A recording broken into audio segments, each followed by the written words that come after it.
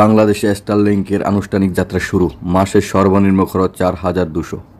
বাংলাদেশে আনুষ্ঠানিকভাবে কার্যক্রম শুরু করেছে স্যাটেলাইট ইন্টারনেট সেবাদাতা প্রতিষ্ঠান স্টারলিংক। মঙ্গলবার 20 মে সকালে সামাজিক যোগাযোগ মাধ্যম ফেসবুকে দেওয়া এক পোস্টে এই তথ্য নিশ্চিত করেছেন প্রধান উপদেষ্টার বিশেষ সহকারী ডাক, টেলিযোগাযোগ ও তথ্য প্রযুক্তি মন্ত্রণালয়ে দায়িত্বপ্রাপ্ত ফয়েজ আহমদ তৈয়ব। ফয়েজ আহমেদ তার ফেসবুক স্ট্যাটাসে বলেন, স্টারলিংক অফিসিয়ালি বাংলাদেশে যাত্রা শুরু করেছে। সোমবার বিকেলে তারা ফোন কলে আমাকে বিষয়টি জানিয়েছে এবং আজ সকালে তাদের এক্স হ্যান্ডেলে বিষয়টি নিশ্চিত করেছে। তিনি জানান, প্রাথমিকভাবে দুটি প্যাকেজ স্টারলিংক রেসিডেন্স এবং রেসিডেন্স লাইটের মাধ্যমে ইন্টারনেট সেবা প্রদান করবে প্রতিষ্ঠানটি।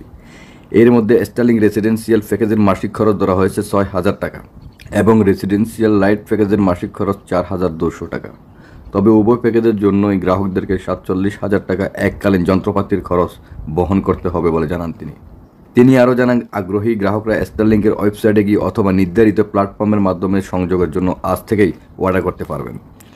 শুরুতে একটু খরচ হলেও এর মাধ্যমে প্রিমিয়াম গ্রাহকদের জন্য উচ্চগতির ইন্টারনেট সেবা প্রাপ্তির টেকসই বিকল্প তৈরি হয়েছে বলে উল্লেখ করেন তিনি।